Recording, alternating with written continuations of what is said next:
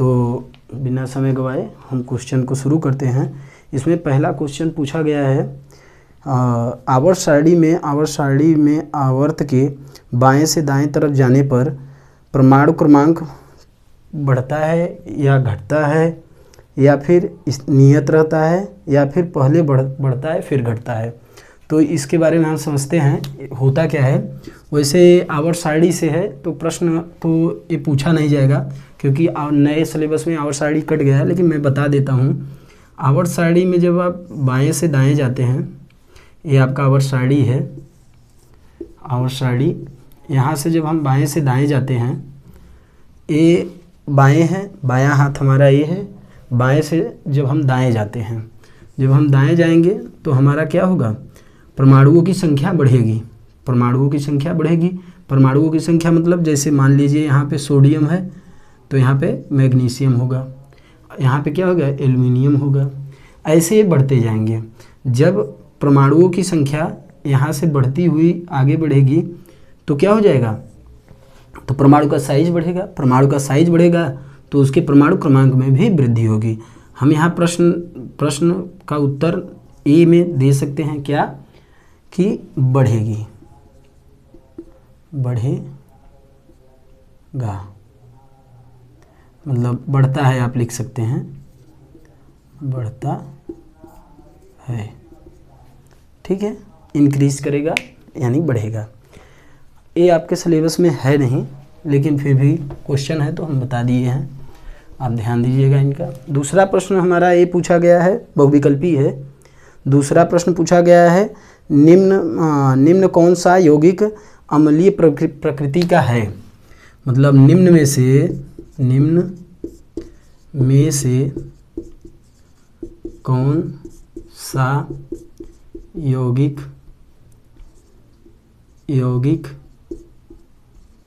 अम्लीय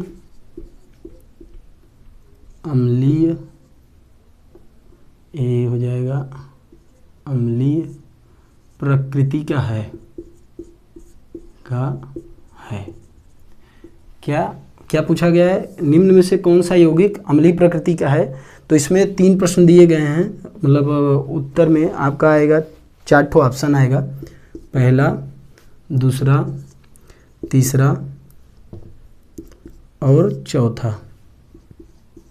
इसमें पहला ऑप्शन दिया गया है CH3 CHO, दूसरा ऑप्शन दिया गया है CH3 CH3, और तीसरा ऑप्शन दिया गया है आपका CH3 COOH, चौथा ऑप्शन आपका दिया गया है मीथेन CH4। इसमें हम इजीली देख सकते हैं, हमारा एक नियम इस पे लागू होता है कि अम्ल वे होते हैं जो साधारण अभिक्रिया में, अम्ल की परिभाषा, अम्ल को हम कैसे समझेंगे, अम्ल वे होते हैं जो सामान्य अभिक्रिया में H+ आयन देते हैं। ठीक है, जो सामान्य अभिक्रिया में H+ आयन देते हैं वे सभी क्या होते हैं, अम्ल होते हैं। अगर ये अम्ल हैं तो H+ आयन देंगे। अगर ये मान लीजिएगा क्षार हैं, आप यहाँ से इसको नोट कर लीजिएगा, अम्ल वे मतलब क्षार वे होते हैं जो सामान्य अभिक्रिया में OH- आयन देते हैं, OH- आयन देते हैं। तो हमारा इसमें सभी में एसिटिक एसिड का फार्मूला है, एसिटिक एसिड CH3COOH, यही क्या होता है, इजीली H+ आयन देता है, मतलब आसानी से आपको H+ आयन देगा और ये माइनस आयन, जिससे क्या हो जाएगा, ये एसिटिक एसिड का फार्मूला भी है, ये हमारा अम्ल है। देखिएगा दूसरा क्वेश्चन हमारा कंप्लीट हुआ, हम तीसरे क्वेश्चन को हल करेंगे। तीसरा क्वेश्चन हमारा ये कह रहा है कि विरंजक चूर्ण का रासायनिक सूत्र क्या है। विरंजक चूर्ण का रासायनिक सूत्र क्या है, प्रश्न यहाँ से लिखिएगा। विरंजक चूर्ण का रासायनिक सूत्र क्या है? हमारा उत्तर दिया गया है, मतलब ऑप्शन दिया गया है, 4 ऑप्शन हैं। 4 ऑप्शन में से आपके पहला ऑप्शन आपका है Na2CO3 10H2O। दूसरा आपका दिया गया है CaOCl2। तीसरा आपका है NaOH। चौथा आपका दिया गया है K2CO3। ठीक है, तो अब देखिएगा इसमें विरंजक चूर्ण का फार्मूला हमारा A मिलता है।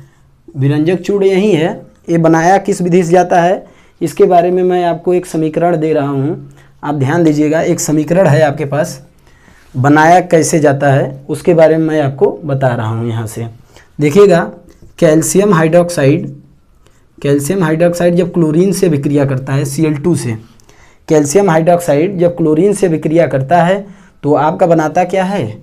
CaOCl2 plus H2। ये हाइड्रोजन यहाँ से क्लोरीन इसमें इन्वॉल्व होगा, और चूंकि ए क्या है 2+ वाले हैं, देखिए ध्यान से समझिएगा। यहाँ पे ए हाइड्रोजन यहाँ से निष्कासित होता है और यहाँ पे ऑक्सीजन पड़ा रहता है, और आपका Cl2 यहाँ से जो Cl2 के मॉलिक्यूल आते हैं वो सीधे ऑक्सीजन से अटैच होते हैं। आपका फार्मूला बनता है CaOCl2। इसी को कहते हैं विरंजक चूर्ण। विरंजक चूर्ण बनाने की विधि भी आपका यहाँ से कंप्लीट हो जाएगा। आप यहाँ से अगर क्वेश्चन पूछते हैं यूपी बोर्ड में कि विरंजक चूर्ण बनाने की विधि बताइए, तो आप इस अभिक्रिया को यहाँ बता सकते हैं कि जब सोडियम हाइड्रोक्साइड की अभिक्रिया क्लोरीन से कराई जाती है तो इसमें विरंजक चूर्ण प्राप्त होता है और हाइड्रोजन गैस मुक्त होती है। आप इसमें ये लिख सकते हैं। आपका ये क्वेश्चन भी कंप्लीट हुआ। अब हम चौथे क्वेश्चन का हल करेंगे। चौथे क्वेश्चन का ऑब्जेक्टिव चल रहा है। ऑब्जेक्टिव में हम आपका ऑब्जेक्टिव क्वेश्चन हल कर रहे हैं। तो इसमें 3 ही क्वेश्चन दिया गया है, सॉरी। आपका चल रहा है 6वें नंबर का। इसमें 6वां नंबर छठवें नंबर क का है, निम्नलिखित यौगिकों का रासायनिक सूत्र लिखिए।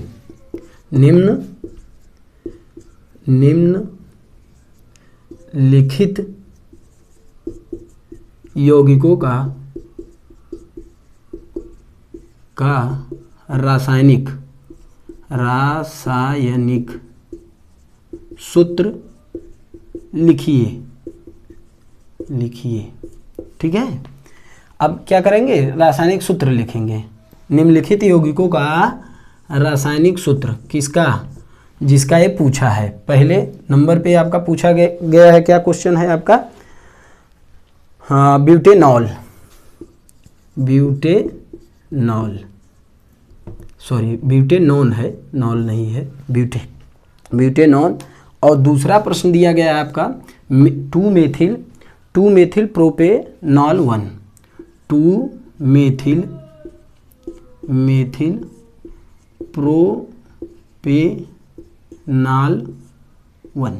प्रोपेनॉल 1। अब देखिएगा यहाँ पे जो प्रश्न बन रहा है, प्रश्न का उत्तर आप ध्यान दीजिएगा। यहाँ हम IUPAC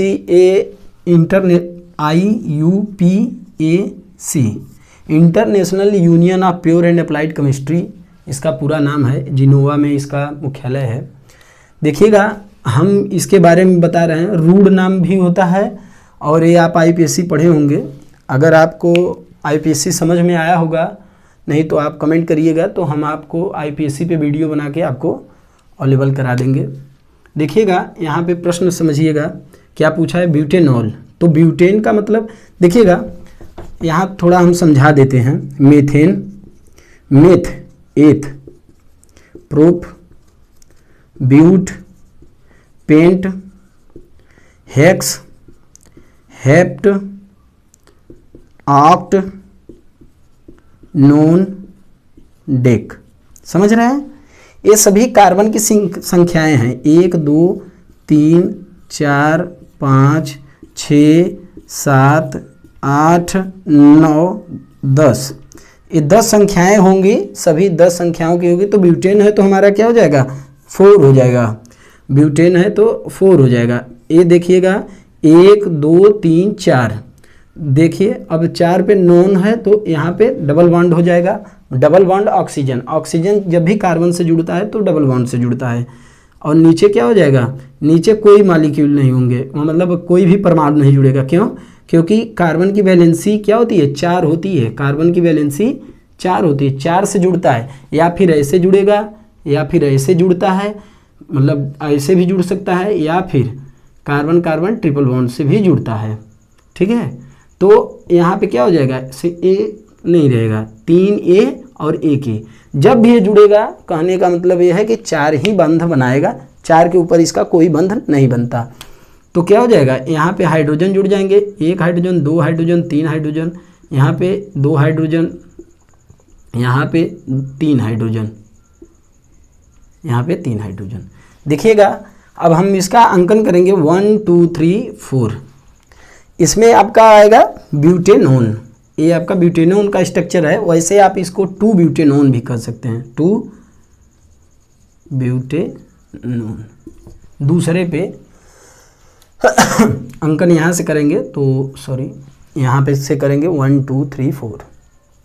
देखिएगा अगर इसका अंकन करेंगे तो इसका मतलब समझिएगा प्रोपेनॉल, प्रोपेनॉल।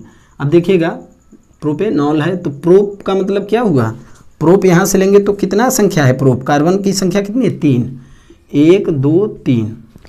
प्रोपेनॉल है तो यहाँ पे OH कर देते हैं क्योंकि ऑल फर्स्ट है, तो पहले पे ऑल जुड़ गया और दूसरे पे 1 2, दूसरे पे मेथिल जोड़ दीजिए, CH3। CH3 मेथिल ग्रुप होता है, ये बनता मेथेन से है, ये बनता मेथेन से है। इसके बारे में भी जब आप IPSC पढ़ेंगे तो वहाँ पे दर्शाया गया है कि मेथेन से मेथिल कैसे बनता है। जब एक हाइड्रोजन यहाँ से हटता है तो आपका ये मेथिल बनता है। यहाँ से H, ये भी H हो जाएगा और ये भी H हो जाएगा, और ऊपर क्या हो जाएगा, एक हाइड्रोजन, सभी वैलेंसी पूर्ण हो जाएगी। यहाँ हाइड्रोजन हो जाएगा और एक हाइड्रोजन यहाँ हो जाएगा। इसका ये स्ट्रक्चर होगा। हमने रासायनिक सूत्र लिखा है इसका, आप समझ पा रहे हैं। इसको ऐसे भी लिखा जा सकता है CH3 CH CH3, ठीक है, यहाँ CH2 OH, ऐसे भी लिख सकते हैं इसको। इसको कैसे लिख सकते हैं, ऐसे लिख सकते हैं CH3 C double one O CH2 CH3, ये है स्ट्रक्चर। आप देखिएगा यही इसका स्ट्रक्चर है। गर्मी बहुत है देखिएगा आपका ये प्रश्न समाप्त हुआ। अब अगला प्रश्न जो पूछा है, अगला प्रश्न जो पूछा है, ध्यान दीजिएगा। अगला प्रश्न जो पूछा गया है वो यहाँ प्रश्न है कि आधुनिक आवर्त सारणी, आधुनिक आवर्त सारणी क्या है, आवर्त सारणी में कुछ कुल कितने आवर्त हैं। तो आवर्त सारणी में आवर्तों की संख्या 7 होती है। यहाँ पे लिखा रहता है 1 2 3 4 5 6 7, और ये वर्गों की संख्या 18 होती है, 1 से लेकर 18 यहाँ होता है। इसे 0 वर्ग भी कहते हैं। 17 वर्ग हैलोजन होता है, ये सब गैसें होती हैं, हीलियम, नियान, आर्गन, केप्टॉन, जेनान, रेडान, ये सब होते हैं जहाँ पे। तो ये 18 वाला वर्ग है, जबकि ये पीरियड है, इसे इंग्लिश पीरियड कहते हैं, जबकि इसको आवर्त भी कहते हैं। आवर्त क्या होगा, 1 2 3 4 5 6 7 आवर्त होते हैं। और आधुनिक आवर्त सारणी क्या कहता है, आधुनिक आवर्त सारणी यह कहता है कि जब हम तत्वों के भौतिक एवं रासायनिक गुण उनके परमाणु क्रमांकों के आवर्ती फलन होते हैं। कि किसके आवर्ती फलन होते हैं, परमाणु क्रमांकों के, यानी कि उसका जो भौतिक एवं रासायनिक गुण होगा, भौतिक और रासायनिक गुण, ठीक है, गुण, भौतिक और रासायनिक गुण जो होता है उसके परमाणु क्रमांकों के आधार पर किया जाता है। जैसे मान लीजिए सोडियम है, सोडियम है तो सोडियम का परमाणु क्रमांक 11 है, तो इसके जो रासायनिक गुण और भौतिक गुण होते हैं ज़्यादातर इसी के माध्यम से किए जाते हैं। जैसे सोडियम का +1 होता है, ऑक्सीकरण संख्या भी होती है, इसकी संयोजकता भी 1 होती है, तो इसके परमाणु क्रमांक के आधार पर ही आया 2 8, इसका होता है 2 8 1, तो ये जो एक आ रहा है लास्ट में वो बाह्य कोश है, इसी के माध्यम से दर्शाया जा रहा है और यही सभी में कार्य करेगा। तो आप समझ पाएँ। देखिएगा अगला प्रश्न हम आपको बता रहे हैं, ध्यान दीजिएगा।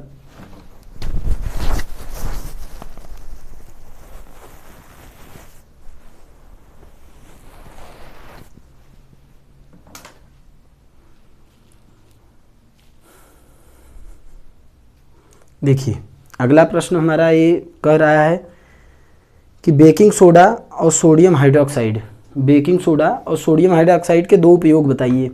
तो हम आपको ऐसे ही बता दे रहे हैं दो उपयोग इनके, आप अगर नोट करना चाहें तो नोट कर लें। जो बेकिंग सोडा के उपयोग हैं, बेकिंग सोडा अम्ल जो होता है, बेकिंग सोडा अम्लीय अग्निशामक के रूप में किया जाता है। और इसका एक यूज और है जो कि ये क्या करता है, सोडियम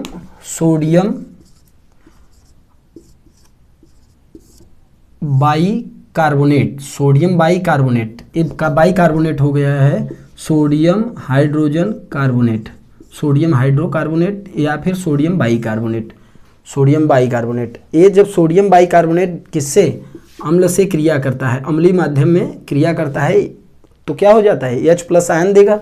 और H+ आयन से क्रिया करने के पश्चात ये बनाता क्या है, कार्बन डाइऑक्साइड बनाएगा, CO2 + H2O बनाएगा ना, सोडियम, और ये बनाएगा H2O। और इसमें अम्लीय सोडियम, अम्लीय सोडियम लवण बाहर होता है, सोडियम लवण, सोडियम लवण देखिएगा, जो कि अम्लीय सोडियम लवण होता है वो बाहर हो जाता है। तो इसमें आप समझ पा रहे हैं ये दोनों क्या होते हैं, ये दो उपयोग हैं बेकिंग सोडा के। और जबकि सोडियम हाइड्रोक्साइड के उपयोग क्या होते हैं, सोडियम हाइड्रोक्साइड का उपयोग किया जाता है साबुन तथा डिटर्जेंट बनाने में, डिटर्जेंट एवं साबुन बनाने में। और दूसरा है बीमारियों में उपचार के लिए, नियंत्रण रोकथाम के लिए किया जाता है, उसका सुधार करने के लिए। दो उपयोग ये हमारा हो गया है। रासायनिक अभिक्रिया, ये प्रश्न जैसा मैं आपको दिखाया था इसी से मैं बोल रहा हूँ, ये सोडियम का उपयोग हो गया है। और ये निम्नलिखित रासायनिक अभिक्रियाओं को संतुलित कीजिए। रासायनिक अभिक्रिया को संतुलित करने की विधि होती है, पहला चैप्टर आपका है रासायनिक अभिक्रिया, उसमें से लिया गया है। देखिएगा इसमें प्रश्न आपका पूछा गया है कि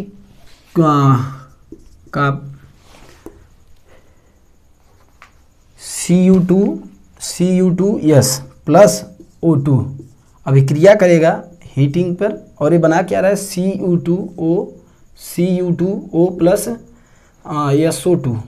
अब देखिएगा इसका समीकरण संतुलित करिए। समीकरण संतुलन स्टेप बाय स्टेप होता है। इसमें से जैसे मान लीजिए यहाँ पे देखिए, जो यहाँ पे है वहाँ वो होना चाहिए। कक्षा 9 में भी ये बताया गया द्रव्यमान का नियम, द्रव्यमान अनुपात का नियम। द्रव्यमान जो यहाँ संख्या रहेगी वही संख्या यहीं पर आनी चाहिए, ये द्रव्यमान संरक्षण का नियम है।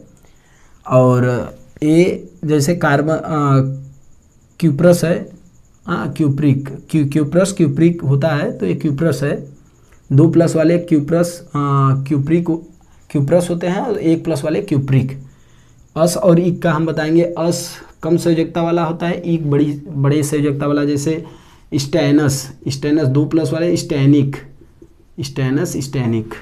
4+ वाले फेरस, फेरिक। समझ रहे हैं, ऐसे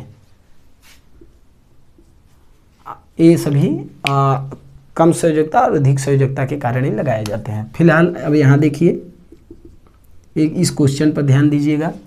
इसमें ये 2 है, यहाँ ए भी 2 है। सल्फर कितना है, 1 है। यहाँ ऑक्सीजन की संख्या बैलेंस नहीं हो पा रही है। यहाँ ऑक्सीजन 2 है, यहाँ ऑक्सीजन 3 हो जा रहा है। देख रहे हैं ना, यहाँ ऑक्सीजन 3 हो रहा है जबकि यहाँ ऑक्सीजन 2 है। तो क्या करेंगे, यहाँ बैलेंस करना शुरू करते हैं। मान लीजिए बैलेंस करना हम सब शुरू करेंगे, तो ऑक्सीजन का क्या करेंगे, 3 कर देंगे, 6 हो जाएगा। तो यहाँ पे ऑक्सीजन आप मान लीजिए यहाँ पे 2 कर दीजिए, ऑक्सीजन को 2 कर दीजिए, यहाँ पर भी इसको 2 कर दीजिए। ये 2 हो गया, 2 2 4 हो गया। सल्फर आपका 2 हो गया, तो यहाँ 2 कर दिए, अब क्या हो जाएगा, आपका ये बैलेंस हो गया। बैलेंस कैसे हुआ देखिएगा, ये 4 हो जाएगा ऑक्सीजन, और ऑक्सीजन 4 यहाँ और 2 यहाँ, 4 2 और 6, और यहाँ पे कितना है 6 ऑक्सीजन है, 6 ऑक्सीजन मिल गया। सल्फ़र आपका 2 है, सामने 2 लगा है, सल्फ़र भी 2 बैलेंस है। और ये क्यूप्रस मतलब हो गया कापर, कापर को आप देखिएगा, कापर भी आपका बैलेंस है। कापर कैसे बैलेंस है, यहाँ 4 है और 4 कापर यहाँ मिल गया है। देखिएगा अब प्रश्न आपका अगला इसमें दिया गया है दूसरे नंबर का, पहला नंबर दूसरा नंबर देखिएगा। दूसरे नंबर में दिया गया है CO2 + H2O अभिक्रिया करके बना क्या रहा है C6H12O6 + O2। देखिएगा अब यहाँ पे क्या है, कार्बन हमें 6 मिल रहा है, तो पहले यहाँ 6 लिख देते हैं। हाइड्रोजन अब देखेंगे यहाँ 6 लिख लिए तो ऑक्सीजन बढ़ गया, ऑक्सीजन कितना बढ़ गया 12 और 1 13, तो हाइड्रोजन देखिएगा यहाँ 6 कर दें, हाइड्रोजन भी 6 कर देंगे। तो हाइड्रोजन और कार्बन तो बैलेंस है, लेकिन ऑक्सीजन बैलेंस नहीं हो पा रहा है। तो ऑक्सीजन को बैलेंस करने के लिए क्या करेंगे, ऑक्सीजन 6 12 हो गया और 6 12 12 6 18 हो गया, और यहाँ पे हमारा 6 मिला है, ध्यान दे रहे हैं ना, यहाँ 6 मिला है। अगर 6 मिला है तो हमें 12 यहाँ मैनेज होना चाहिए, तो मैनेज होने का मतलब ये है 6 कर देंगे, 6 दूनी 12, 12 ये हो जाएगा और 6 18, यानी कि ये अब बैलेंस है, समीकरण संतुलित है। ये समीकरण संतुलन है। समीकरण संतुलन आप डायरेक्ट भी करते हैं, स्टेप बाय स्टेप करते हैं। आपके NCERT की बुक में स्टेप बाय स्टेप ही दिया गया है, आप उसको स्टेप बाय स्टेप वहाँ से देख भी सकते हैं। बैलेंस करने की ये सबसे उत्तम विधि है और ऐसे हम कर सकते हैं, सही भी है। देखिएगा इन सभी को प्रश्नों को देखते हुए हम अब अगला प्रश्न देखते हैं। अगला प्रश्न हमारा ये कह रहा है कि सोडियम कार्बोनेट, ये प्रश्न है 8वें का क। 8वें का क क्या दिया गया है कि सोडियम कार्बोनेट, सोडियम देखिएगा इसमें दिया गया है सोडियम कार्बोनेट एसिटिक अम्ल के साथ अभिक्रिया करता है तो क्या बनाता है। सोडियम कार्बोनेट अगर एसिटिक अम्ल के साथ अभिक्रिया करेगा तो क्या बनाएगा, तो देखिएगा सोडियम कार्बोनेट, पहले हम लिखते हैं sodium carbonate. Sodium carbonate, sodium carbonate का फार्मूला यही है, सोडियम कार्बोनेट, सोडियम कार्बोनेट, जो कि इसकी वैलेंसी 2 होनी चाहिए ना, तो ये 2 प्लस वाला है, मतलब सोडियम